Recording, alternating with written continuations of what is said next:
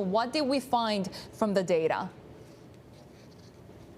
Yeah, so we did some data analysis on President Xi's speeches as well as his meetings from from 2012 up until now.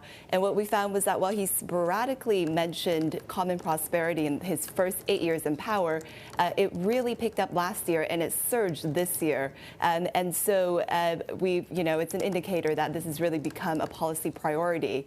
And we've also found that, when China talks about creating this olive-shaped income distribution, that's sort of wide in the middle and small on both ends. It usually talked about the lower income and the middle income, but now it's really focusing on those people in the higher income and not just excessively high, but just high income.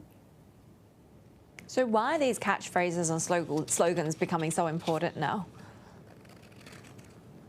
Yeah, so these catchphrases aren't just a way to communicate to the public about priorities, but they are also about central agenda setting and ultimately to mobilize local officials. So it's really important to pay attention to them. Of course, we've also seen recently this cross-cyclical approach being mentioned in economic policy. So basically indicating sort of more preemptive action, taking a longer-term approach and taking smaller steps. So some new phrases that are really giving us some insight into China's policy planning. So what's the history behind this phrase, common prosperity?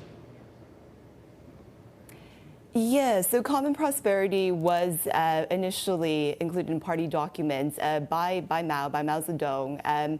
During Deng Xiaoping's era, of course, it lost some urgency as he focused on sort of pushing through development and letting some people get rich first. But of course, Deng never really forgot about that term common prosperity, saying that this is something we still need to tackle once the economy develops to a certain stage.